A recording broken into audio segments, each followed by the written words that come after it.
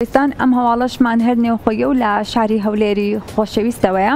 نووسەر دڵزار حەسەن کتێبی ئەدەب و ڕۆمان بڵاو دەکاتەوە. شتانی کە ئەنام لە بۆ مەسلەی توێژینەوە بەتوانم وان دیتانەوە ویستم بە ئەوانی دیکە بڵێم پێشەوەی بەوی دیکە بڵێم بە خۆم بڵێم. بە ئامادەبوونی ژمارەیەک لە نووسەران و شاعیران سنتەری ئاڵا لە هەولێر کۆڕەکەی ناساندنی کتێبی ئەدەب و ڕۆمانی بۆ نووسەر دڵزار حەسەن ڕێکخست. لە کۆڕەکە خوێندنەوەیەکی ورد بۆ ناوەڕۆکی کتێبەکە کرا کە نووسەر ماوەی چەندین ساڵە سەرقاڵی نووسینی کتێبەکەیەتی. هەرێک لە مەهدی زریان و نووری بێخاڵی باسییان لەلایەنی توێژینەوە و ڕخنەی ئەدەب و ڕۆمانی کتێبەکە کرد کە نووسەر لە چەندین لایەنەوە کاری بۆ ناساندن و ئاشناکردنی خوێنەر کردووە لە بواری هونەر و ئەدەبی نووسیندا.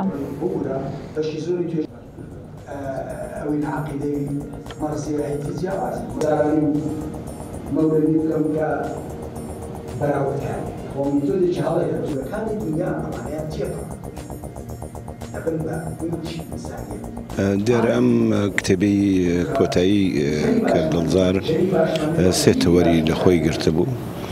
لێکۆڵینەوە بوو، ڕەخنە بوو، بابەتی ڕۆژنامەوانی بوو وەکو چاو پێکەوتنەکان، بەڵام لە کولدا لەسەر ڕۆمان زیاتر چڕ ببووە و من ئەوەی کە تێبینیم کرد لە نووسینانی دڵزار تاقەیەکی زۆر باشی لە لێکۆڵینەوە و لە دراسە هەیە لەسەر چ وەکو شەعر بێت چ وەکو ڕۆمان بێت.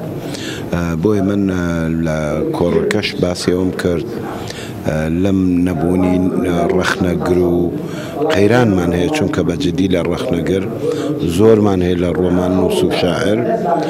پێم وایە دڵزار ئەو کارە بکات، ئەو تاقەی کە هەیەی لەو بوارەیە بەکە خەرجی بکات بۆ خۆشی زۆر باشە بێت و بۆ خەڵکی خوێنەری شار زۆر بەکەڵکە.